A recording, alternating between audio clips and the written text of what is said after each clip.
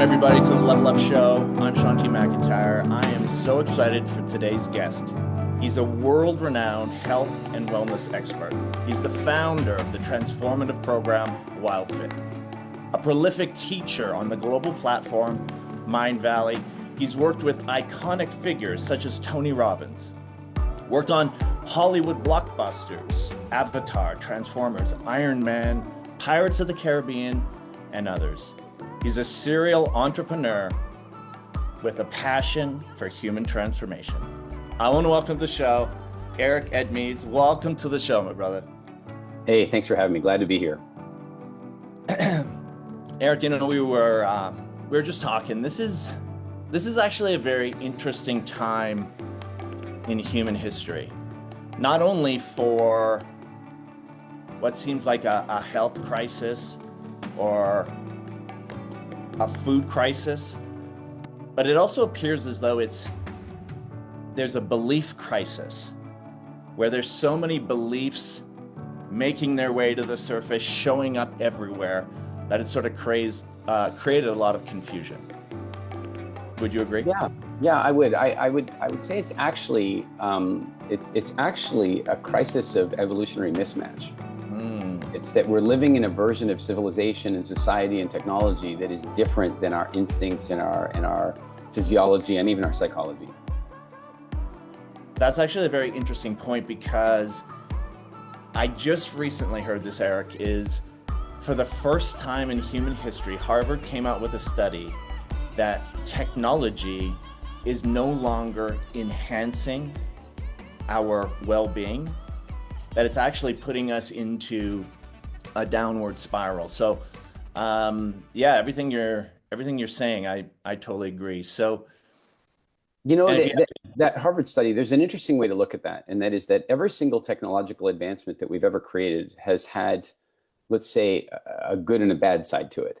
And the question is what the balance is. So, if you consider that, let's say very, very early pre-humans are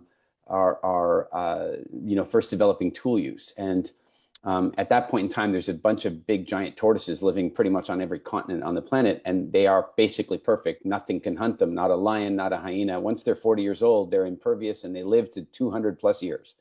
But then all of a sudden, some teenagers come along and they figure out that if they take a stick that's thick enough and they sharpen the end of it, they can just stick the stick into the leg holes and kill the tortoise, and then eventually smash the thing open and get the meat using rocks and tools and stuff, which is something that wasn't in their use before.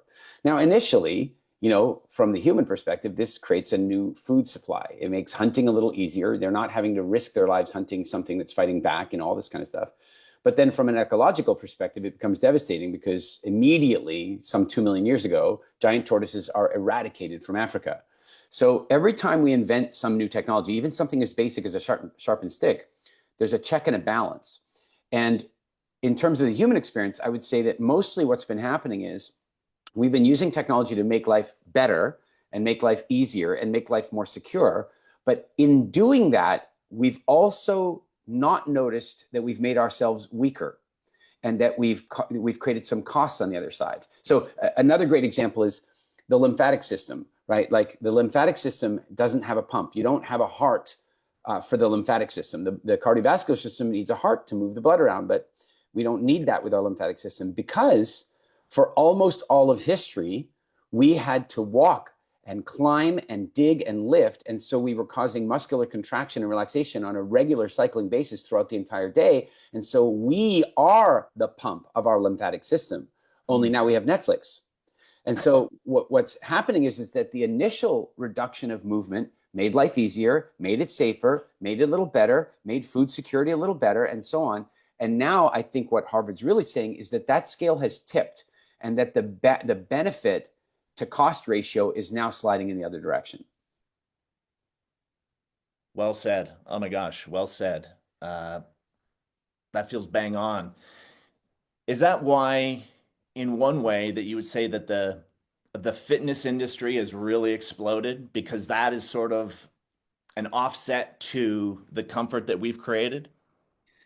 Yeah, I mean, if you were to go to a hunter gatherer and say, "Hey, do you want to go and lift some rocks randomly for fun?" I mean, there's no chance they're doing that, right? They Totally. don't have a need to do that, and yet they're completely lean, and the men probably run sub 10% body fat, like they're doing well on their fitness regime, and yet they've never lifted a rock for the sake of lifting the rock, right? They've Totally. lifted the rock because there was something under it, or they've climbed the tree because there's something in it, and so on.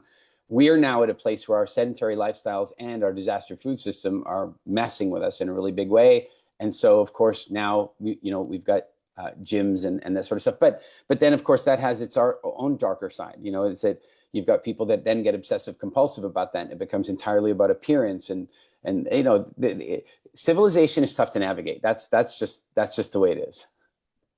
No, and that's a tremendous point. And obviously there's a phase of my life where the fitness industry was a big part of how I came out of a certain lifestyle that wasn't working, and it caused me to move and look at different aspects of transforming.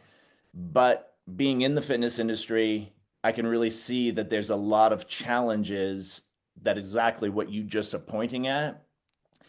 It's rooted on the appearance of it. It's rooted on the surface level, so to speak. You mentioned something in the beginning, and I touched on it in our introduction, is you're really about transformation in so many ways. And I believe that that's what an entrepreneur is somebody who's looking for what's opening next. And that's a lot of our followers, listeners, and watchers is high performers, entrepreneurs, and they're actually looking for that same thing. It's like, okay, oh my gosh, I've created a mismatch or something that's no longer in balance work wise to family wise, Yeah. or work wise, and now, oh my gosh, my body is causing me to slow down. So, how important is it to transform and not just look for the comfortable way or the easy way, or just, let me say that a little bit differently, what just feels good or comfortable? How important is it to transform versus what we're actually up against, our emotions? Okay. Well, let's just say that transformation has always been a part of the human condition. In fact, it's always been part of the living condition. And the difference is that transformation, whether it be in an individual person or genetically over many generations, has been guided by changes in the environment. So, if you have a tree that's growing in a valley that has no wind, then the wood is softer. If you have a tree growing in a valley with a lot of wind, the wood is harder. If you have a tree growing in a valley with so much wind that the trees end up growing sideways. If you have a tree growing sideways out of a cliff, but the sun is above, the tree moves up toward the sun. So we are constantly transforming in order to surf the reality of the external world around us. Now, the difficulty we have now is that we've changed the external world around us so substantially that the transformation is no longer just automatic. We are no longer rewarded for functional behaviors and punished for dysfunctional behaviors quickly enough for us to transform. So there's a couple of neat ways to look at this. You talk about the gym thing, and one of the problems with the gym thing is this sort of the narcissism of like purely doing it for aesthetics, which, by the way, I don't think there's anything wrong with aesthetics No, being part of the goal, right? totally. But speaking of let's go after the narcissism issue. Um, all over social media now, there's all this discussion about covert narcissists and aggressive narcissists, and narcissism is everywhere. And I would say this, that first of all, narcissism, well, on the plane, they tell you to put your own oxygen mask on before you help others. I mean, isn't that narcissistic? The fact is that in order to help others, you do have to be a little narcissistic. So narcissism at its core is actually enlightened self-interest, right? But where it calls out of balance is that society no longer punishes it properly. And so a narcissist can't survive in a village. A narcissist can't survive in a hunter-gatherer community. It just doesn't work. If you're 8 years old and you're narcissistic, if you don't modify your behavior, boom, you're out. You're going to starve to death. They're going to ostracize you. It doesn't work. It just doesn't work. Now, though, you move to Manhattan and you have a circle of friends. You burn through them because you're narcissistic to a dysfunctional degree, then you just move to another circle of friends and you go to a different coffee shop, or you go to a different gym and you go to a different job, and you can cycle through these things, and narcissism just becomes rampant. In a little village, it wouldn't work. And there's a ton of things like that, that civilization is allowing these things because there's a strange anonymity to the large populations we have in the tremendous. So what that means from a personal responsibility thing is you got to take a look and go, hold on, I'm not proud of what I just did. I'm feeling some shame about that. Shame is what stops you from being dysfunctionally narcissistic.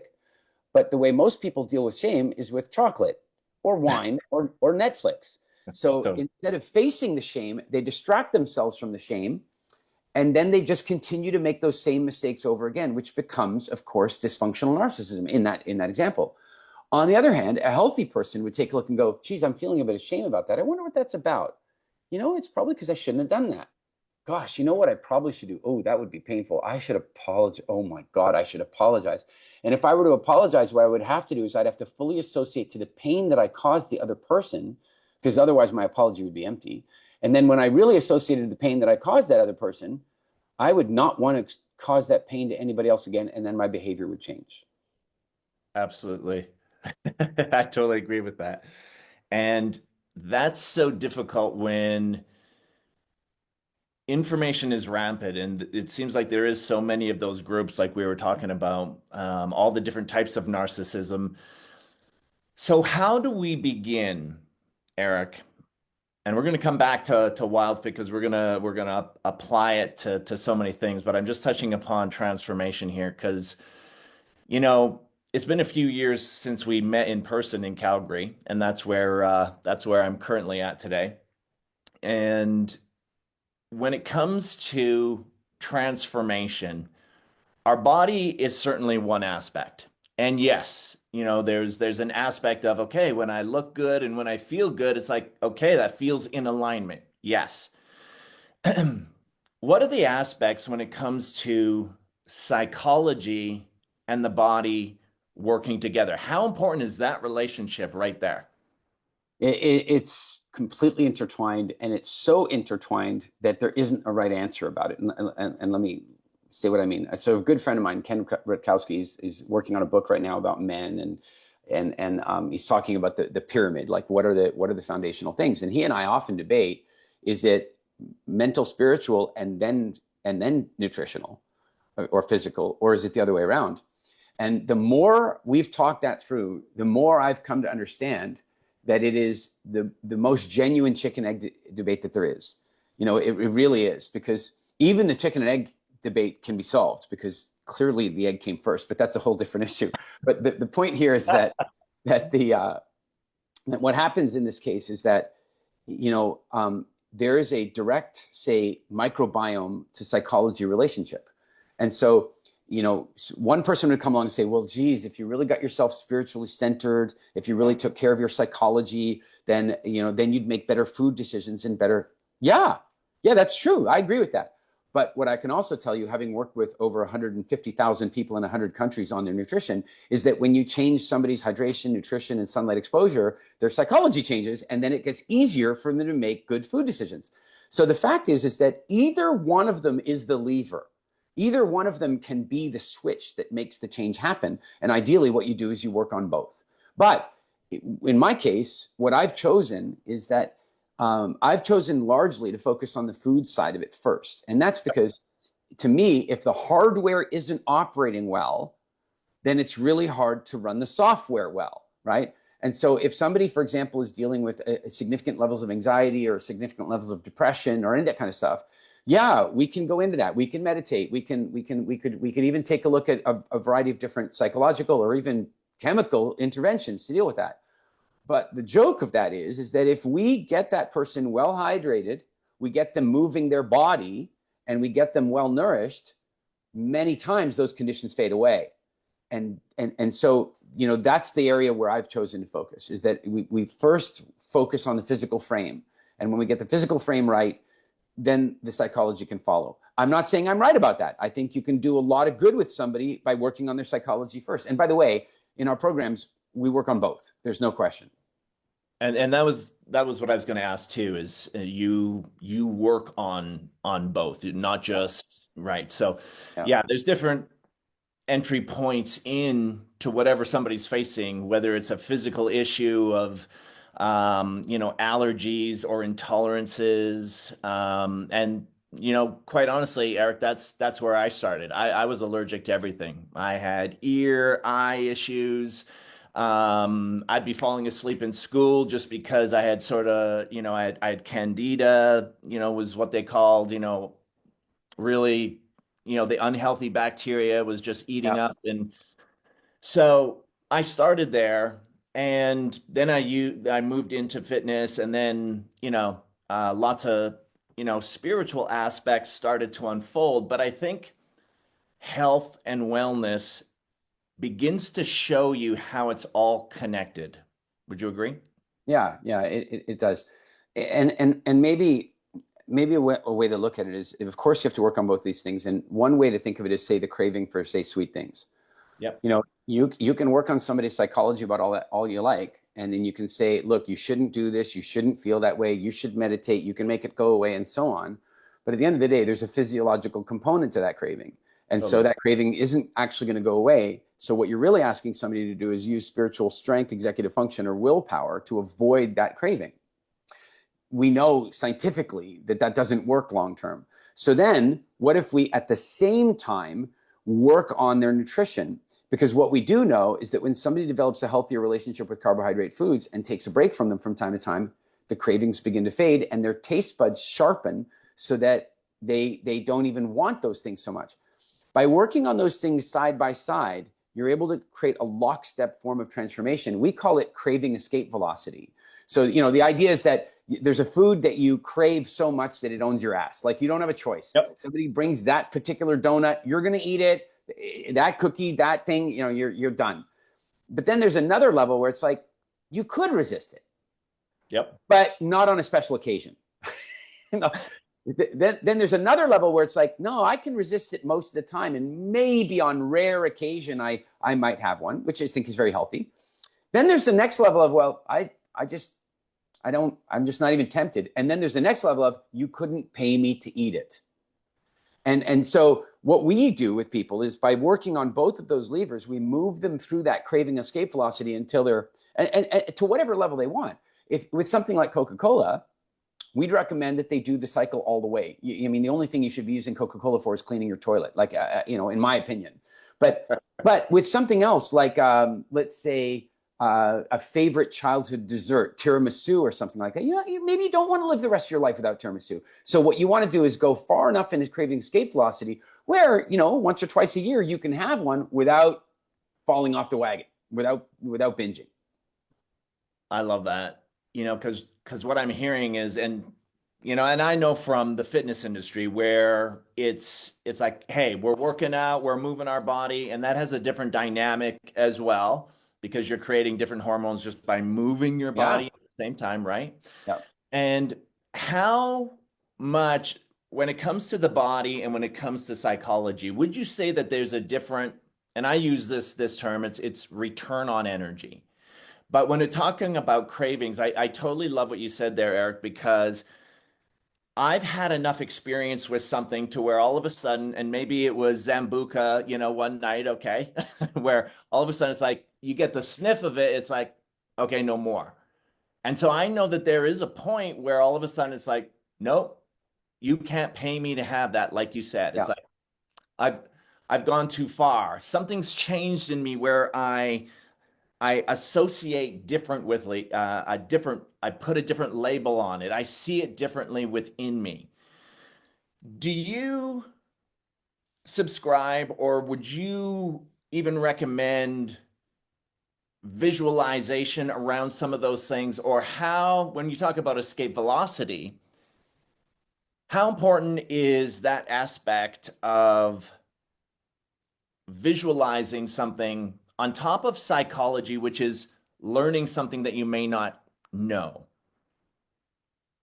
Um, so one of the exercises that we do with clients is,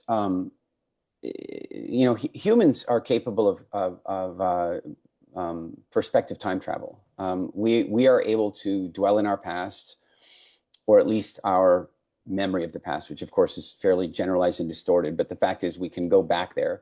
But we can also project our consciousness out into the future. And again, it's an imagined future, but it's out there. And one of the challenges with being human is that we're not very good at long-term consequence assessment, not at an instinct level. So if you're a hunter-gatherer, you don't really think, if I don't do this today, in 6 months there's going to be a problem. You don't have that thought process. That type of thinking didn't enter human thought really until agriculture was invented. So it's a very new thing for our psychology. For a hunter-gatherer, it's like, I ate that berry and it didn't make me feel good. Now I don't eat that berry. It's an instant thing, right? And so we're in a place now where a lot of the opportunities for dopamine and serotonin around us are heavily dysfunctional and have long-term psychological and physiological health impact. But we're not very good at that assessment. I mean, most people aren't good at doing it even beyond a few days. I'm certain, if you haven't been through this, you have friends that have done this, where it's like they went out drinking on a Friday, they drank a little more than they should, they felt shitty on Saturday, they told God, if you just help me to feel better, I'll never drink again. And then next weekend, they were drinking again. This is most people's college years, right? I was a bit weird in that way. When I was 19 years old, I got a little too drunk one night. I woke up with a hangover the next morning. I had a conversation with God, and I never drank again, literally. Like, I haven't had alcohol since I was 19 years old. So, where I'm going with this is that when we work with clients on the visualization aspect, we don't really work on the visualization or not of eating that particular food and so on. What we do is this time travel. So what we do is say, what I'd like you to do is I'd like you to travel out into the future you desire. And I'd like you to identify a moment in the future you desire that is very specific and incredibly emotionally engaging. I don't want some generalized, I want to be fit and healthy, I want to have a great health span. I like, great. But I mean, I want you to project yourself out to a moment in time that is so compelling to you that nothing will stop you from getting there. Like, how about being a grandparent who can play and wrestle with their grandchildren on the carpet in the living room, and then get up because your knees work and you're not overweight and you have circulation and you're healthy and you're vibrant? How about that? Or sometimes having people go out to visualize their end of life process, because for most people, the end of life process is a bloody disaster. It's tubes sticking out of your body and surgeries and machines beeping, and it lasts for years. Whereas what if you do it the Stephen Covey way, which is you say goodnight to your family and you go to sleep that night and you just don't wake up, and you lived a long, incredible life. So by putting people out to that future, the desired version of it, that helps a lot. And then the other thing we do is something called a rock bottom tableau. And the idea here is that rock bottom is a place of transformation. Unfortunately, it's often fatal. So what we suggest is, instead of actually waiting until you hit rock bottom, and rock bottom from a health perspective is there's a mass in your chest, or the blockage is so bad you have anything from 10 minutes to 10 years to live. I mean, that's rock bottom, right? What we're suggesting is, what if you now went out to rock bottom? What if you now imagine sitting in the doctor's office and recognize that Cinnabon leads to that mass? What if you were able to link those things up? And so that type of visualization, I think, is really, really helpful, because, again, humans aren't so good at long-term consequence assessment. So we need to do it consciously. I so agree. And, I love that approach. One of the things that I face even in this community, and you can speak to it, and you already have been, in a way. I've had people who, maybe they've come to that that Jesus moment, or that it's like, oh my gosh, I've had to get a heart attack, a heart operation, or diabetes, and I'm about to lose a limb, and then meanwhile, right after the operation, they're right back to what they're doing, and they're eating the same food. And so what part, when it comes to transformation, is not even emotional, Eric, but it's an identity. It's who we see ourselves as. There's that. You're totally right. And there's another mechanism at play here, and that is that, and it's a little bit of a complicated idea, but first of all, let's understand that survival used to be very unlikely. It was not easy. I mean, I mean, right out of the gate, we're talking 80% infant mortality for most of human history. So getting to 5 years old was a gauntlet. It was Mm. not easy. And then getting from 5 to 18 was bloody scary. It was not like life was scary. In your lifetime, how many times have you faced death? And I don't mean somebody cut you off in traffic. I mean, have you ever been in a situation where you, in this moment, believed it was over? Have you had any of those? Yeah, yeah, I wrote about it in my first book, but yeah, on a hand, right? So Right. It's incredibly rare. Most totally. people will have one or two in their life until the final one. Whereas for your great great grandparents, they had stuff like that happening annually. Their parents had it happening monthly. And most of human life, it was like almost a weekly or daily thing that there was something threatening your life. Now, why this is important is that if you did something on Monday and you were still alive on Tuesday, it's likely that what you did on Monday was a good thing. That's your brain goes, oh, whatever I did yesterday, I'm still alive. So if you are now, the problem with that is that worked really well in a situation where it's like, okay, I saw some hyenas when I was out browsing for berries this morning, and I knew that the best thing to do was to stand really tall, look them in the face, and walk toward them. I survived that, and so my body goes, great job, you're alive. That must have been a good strategy. Let's store that as a future strategy. Today, you pick up a pack of cigarettes and smoke your way through it, and your body goes, well, shit, I'm still alive. That must be good. I'll carry on doing that. Do it for 30 years, and you walk into the doctor's office, and they go, we're going to have to remove the lower half of your left lung. They go in and have the surgery. They walk out. The doctor says, you know, you really should quit smoking. Consciously, you're like, yeah, I totally should. But your body goes, but it's kept me alive this long. Totally. Totally. Totally. So survival is it's a great thing, but it's also a limitation, is what I'm hearing. If it's too easy. If it's yeah, right? So to consciously grow is a big thing. You know, one of the things I know you talk about quite a bit, Eric, is willpower versus and I agree with you, willpower only works for so long because you're building a lot of resistance. How do you shift that? How do you use willpower to your advantage? Meaning, okay, I need willpower to go to the next level, or at least, you know, like a rocket. I got to get rid of that first rocket booster and then turn on something else. Do you see it that same way? Yeah, there's two different approaches that I recommend here and that I've been working with. The one is the recognition that willpower is not it's not a long-term tool. It is a tool for course correction and adjustment. It's not a tool for holding on with. And the best way to really depict that is that, or the best way to demonstrate that is that it is willpower that allows you to hold your breath. So you can use your willpower to hold your breath. But if you and I were in a smoky room, and we didn't want to breathe in this gross smoke, we would hold our breath using willpower. But within about, depending on what level of training you've done, but generally within a minute or two, no matter how smoky the room is, your body is going to break that willpower and it's going to try to breathe. It's just going to do that.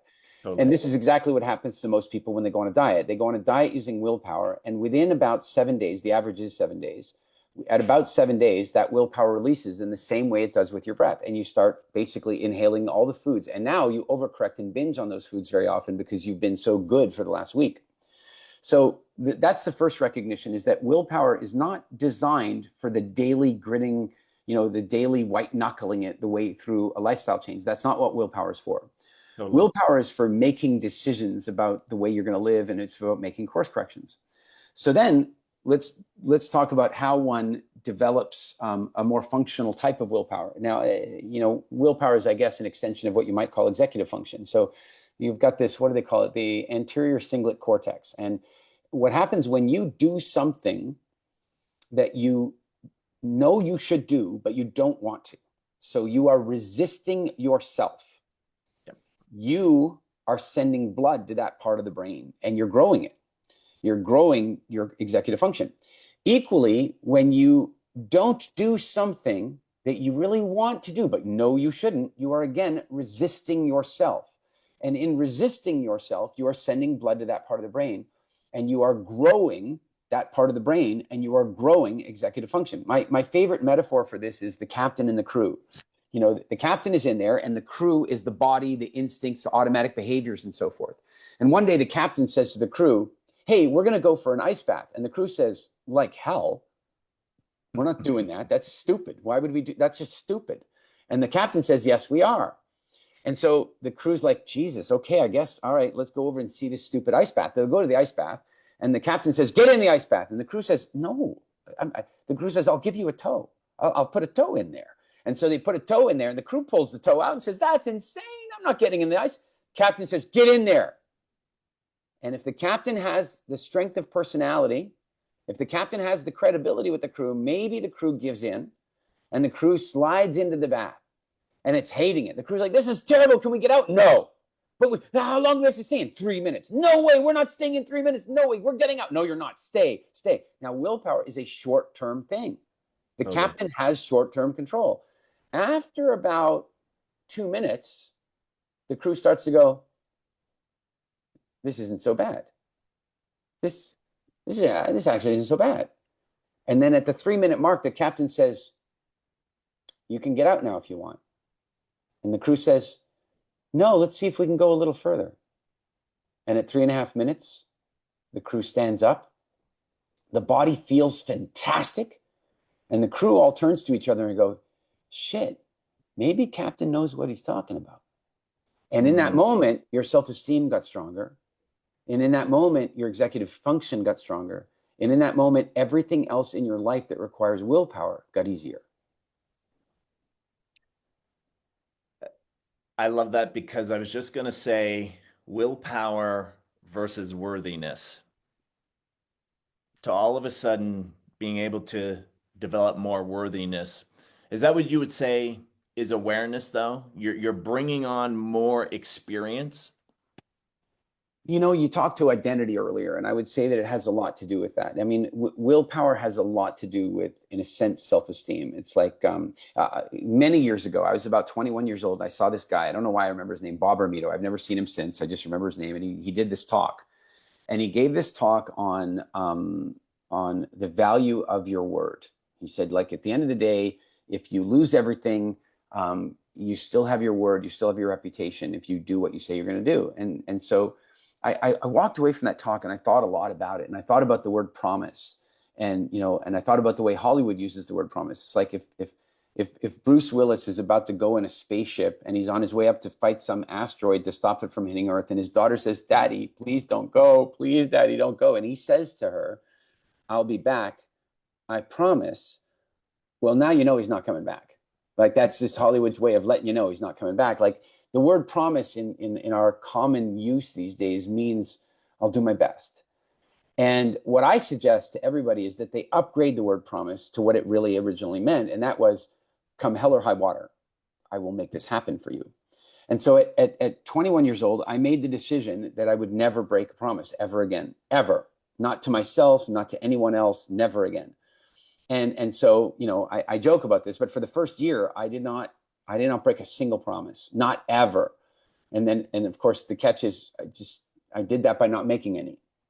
I made, but by the way, one of the ways that you increase the value of something is you reduce the supply of it. And so when my friend said to me, hey, are you going to come to the party on Thursday? I'm like, yeah, I'm going to be there. Do you promise? No. I don't promise. I mean, I don't know what's going to happen between now and then. I mean, for all I know, Bruce Willis is going to fail and an asteroid is going to wipe out the planet. And how can I promise?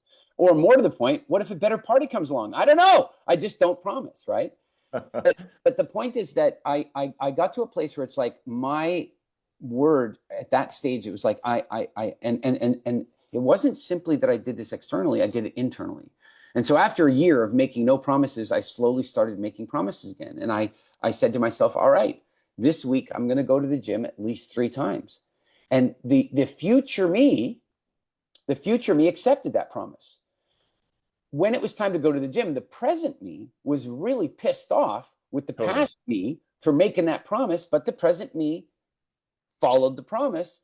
Then the present me after the workout was really confused about why I wouldn't have wanted to do it in the first place, and was super grateful with the past me for making the promise, right? And so over time, what happens is the currency of that promise gets stronger and stronger. And Over the years, I've broken 3 or 4 promises only because I forgot. And as soon as I realized I'd forgotten, I rectified. But I also made some mistakes along the way. I mean, at one point I made this promise. I still have PTSD. I said in a moment of just incredible inspiration, I promised that I would work out every single day for a year.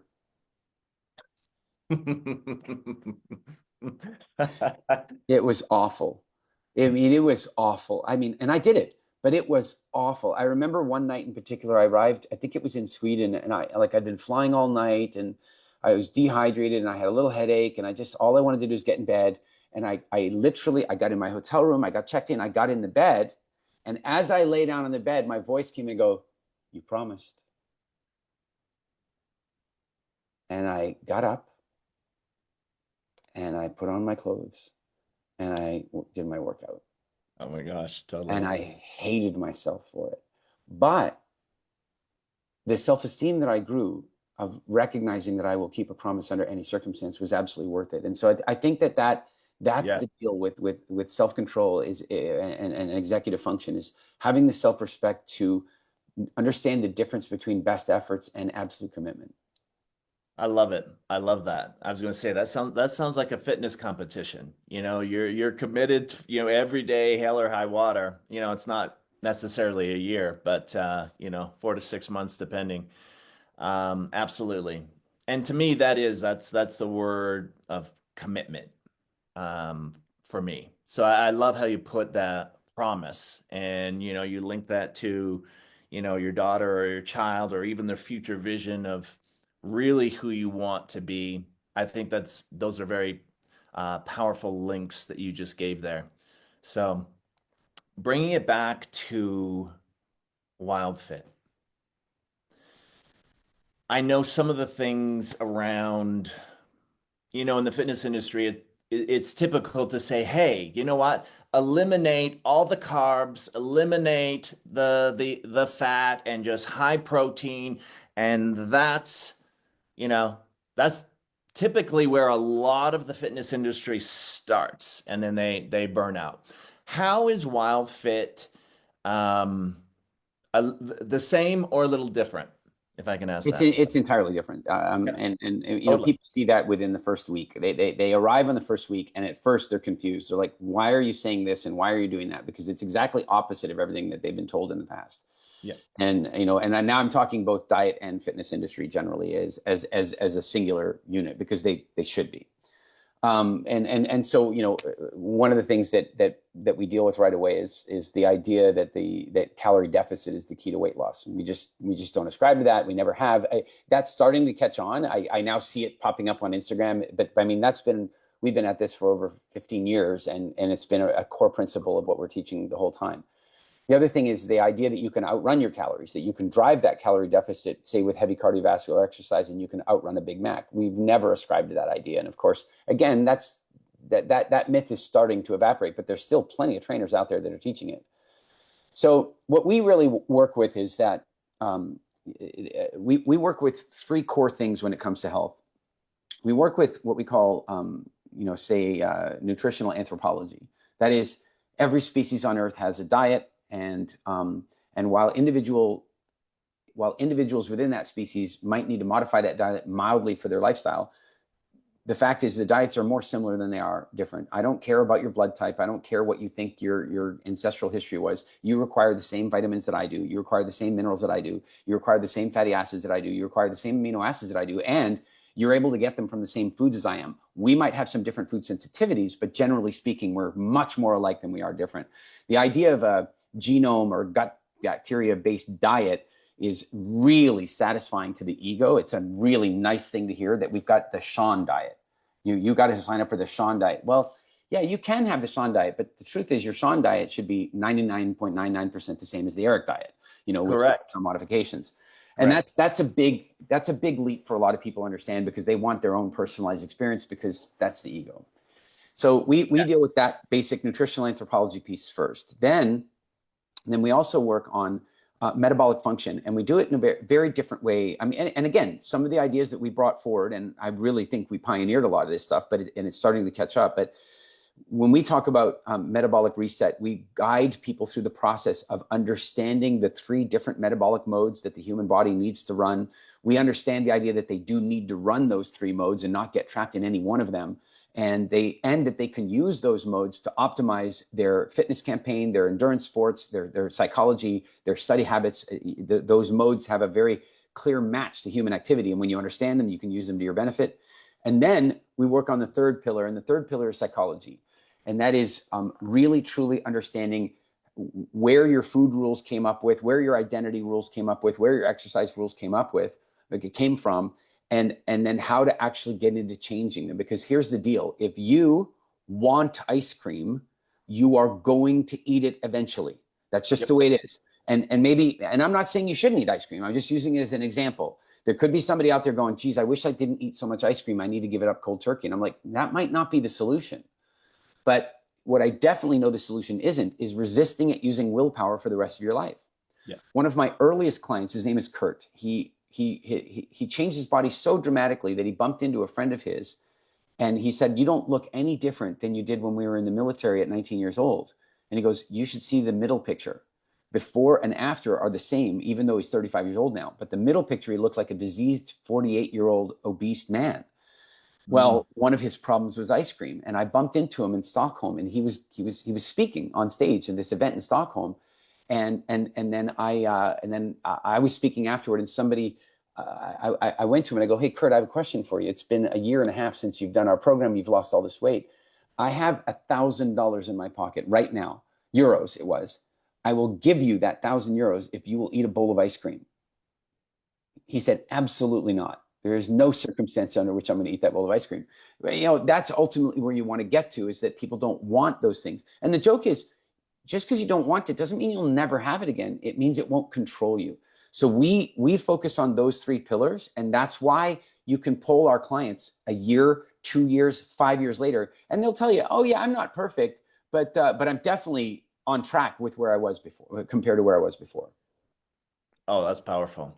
That's very powerful. And yeah, I totally agree with that. And just a little story on my end, just around that. It was on my first fitness competition, and I learned the hard way, I swear.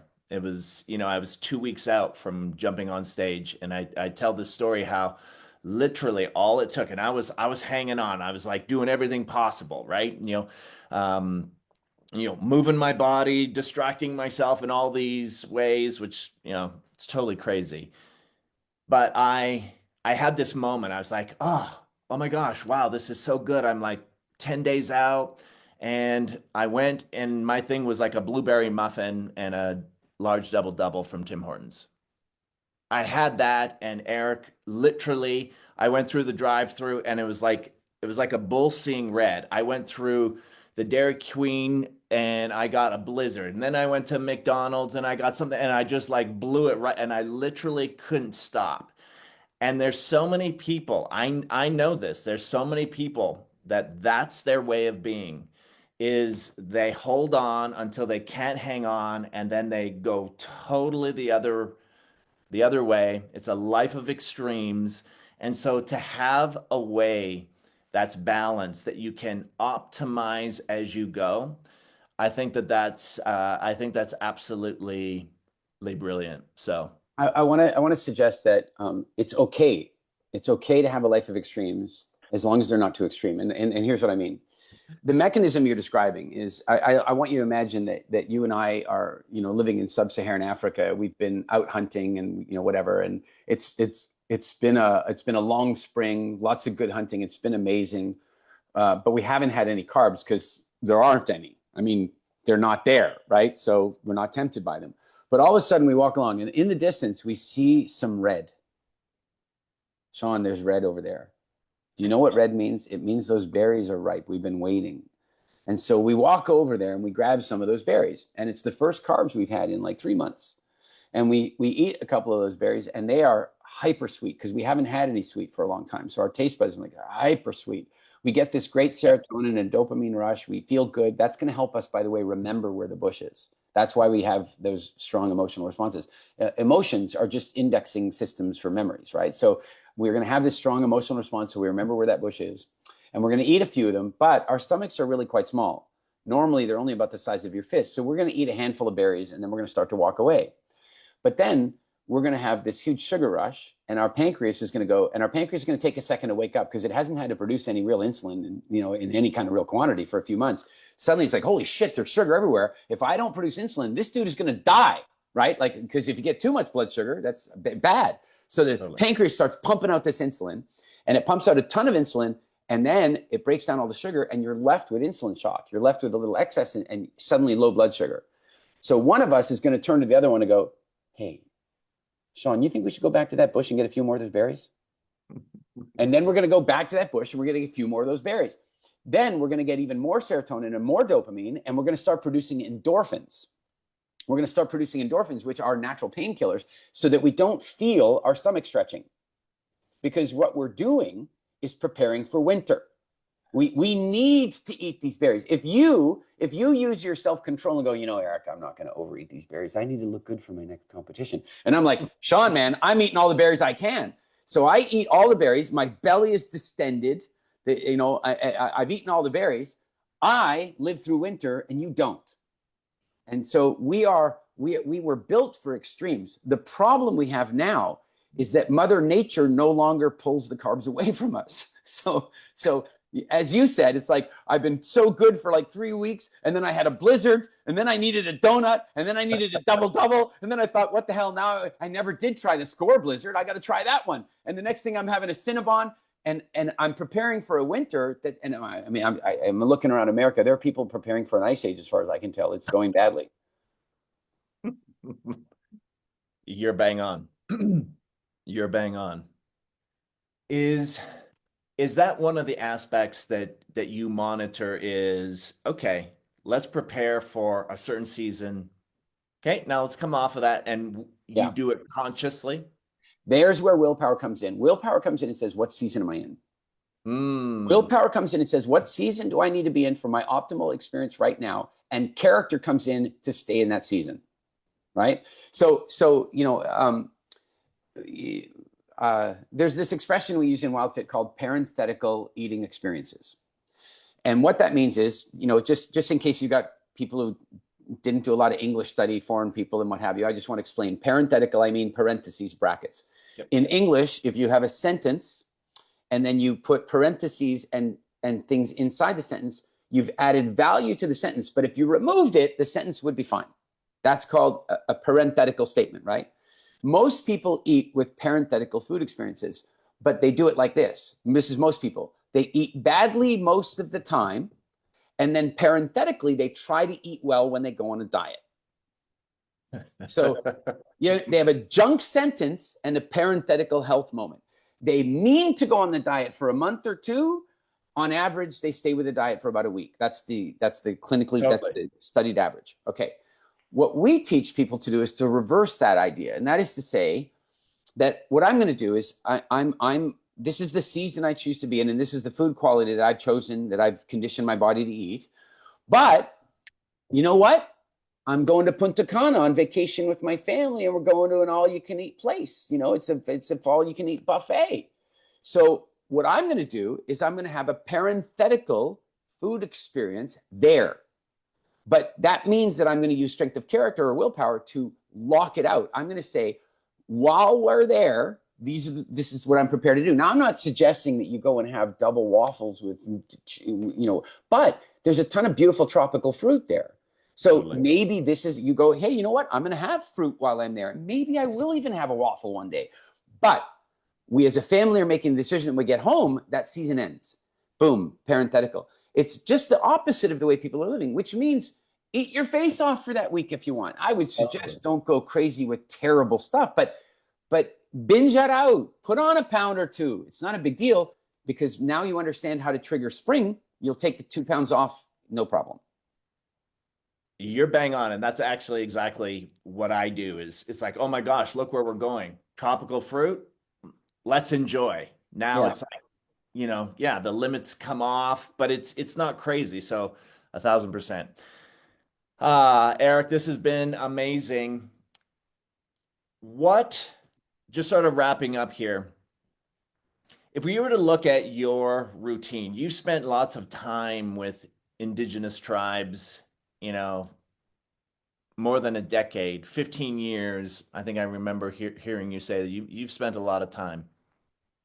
What are the main, what are some of the main points you just learned from just being amongst them in nature, looking at the stars, maybe the campfires, maybe some of the rituals that they live that you're like, you know what, this is pretty cool, and you've made that a part of your life? I got to say, we could do a Joe Rogan style 3.5 hour deep dive, and we'd only scratch the surface of that. But I'll give you what perspective I can. The tribe that I've spent the most amount of time with. I mean, I've done a fair bit of travel around Africa and visited many different tribes in different places. But the tribe that I've been most fascinated with is the Hadzabe people, or the Hadza people, and they are among the last true hunter-gatherers left on the planet. They're nomadic. They don't have homes. They don't have, they live nomadically. They move with the hunting and the water conditions and so forth. And I don't think that we should, try to romanticize them as being a direct reflection of our ancestral way of being. But I think it's fair to suggest that they are the best representation we have of the traditional ancestral lifestyle. And so I've been visiting them for about 15 years now, as you say, and I've done everything from, shorter visits to longer, deeper, embedded stays, and, with documentary crews and that kind of stuff, or by myself even. And I did an embedded stay completely on my own. And I took water, but I didn't take food, and I just lived with them, and it was life-changing. So, what I would say is that, as I mentioned, we could talk about relationship communication between men and women. We can talk about parenting. We can talk about food, nutrition, seasonality, metabolism. We can talk about physical fitness. There's a million things that we've observed there. But what I would do is chunk it up to this. These are people that are living in an environment that is perfectly aligned with their instincts and neurotransmitter production. In other words, every single thing that they do for serotonin and dopamine is functional. They don't have any dysfunctional behaviors until they're introduced to them by missionaries and tourists and the like. And I've watched that happen over the last 15 years, and it's pretty sad. But when they're left alone in their environment, everything that they do, if they are walking along and they see some animal tracks, boom, they get a little dopamine rush and they start tracking it. And as the tracks get fresher, they see it. Then they see the animal. Then they pull back the bow. Every part of that floods them with feel-good chemicals because it moves them further in the world of survival and procreation. And when they spot the berries on the tree and they eat those, I mean, they find honey, they sit around the fire and they sing and they tell stories. Everything they do for serotonin and dopamine is a survival strategy. Now, imagine that you take a being where its compass, its emotions, is no longer aligned with its environment. So, in other words, let's say we show them a way of getting serotonin that's bad for them, but they don't know that. So the serotonin is worth it. They're going to do it. And I'll give you an example. Alcohol is absolutely devastating to them. They get introduced to alcohol, and all of a sudden they're now able to get biochemical rewards that are long-term bad for them, and it destroys them. It just destroys them. Introduce them to refined sugar and flour, it destroys them. And so the same thing has happened to us. It's just that with us, it happened really slowly. If you take a Hadza person and you put them in a community with electricity and refrigerators and stuff, at first they're blown away and they're like, "What, free food?" The missionaries do this all the time. Come to our mission and you can learn about our God and you can get free food. And they're like, free food? Free food makes sense to me. I mean, doesn't it to anyone? But pretty soon they find out that free food comes with ideological understanding and beliefs and impositions. It comes with having to wash the dishes. It comes with having to sleep under a roof. It comes with all kinds. It turns out the free food is way too expensive. And they almost always, as long as they weren't hooked in by alcohol, they almost always go back. And I don't want to live like that. Wow. With us, it happened so slowly, we didn't notice it happening to us. We slowly developed agriculture, and then we slowly developed technology, and we slowly eked our way out of nature. And today, we're suffering the shock of it. Today, we live in the safest, most certain times that have ever existed for the individual person, please don't get me wrong. I know there are people suffering. I know that there are people in starvation. But as a percentage of the individual experience of life, there's more certainty and more safety and more comfort than there has ever been. And yet there's more suicide. There's more depression. There's more anxiety. There's more psychoactive drug prescription. There's more checking out on Netflix. People are less satisfied today than they've ever been. And that, to me, is the biggest question of the human condition at the moment. How is it possible that in the most comfortable, certain times in history, we are less comfortable than we've ever been? And that's the gap that we seek to close with people. We call that evolutionary mismatch. My book, The Evolution Gap. In fact, we've created an assessment called the Gap Finder. And people go through this assessment and answer a bunch of questions about their life, and then it breaks it down into core areas of evolutionary mismatch, and then gives them a roadmap. And it can be things like, simply having the sound of running water in your life, that triggers your DNA to believe that you're living with abundance, because living next to water always meant that there was good water availability and good food availability.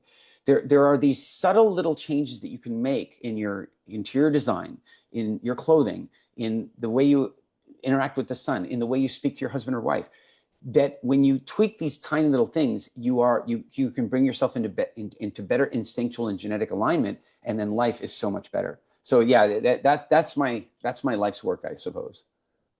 I love that. I love that.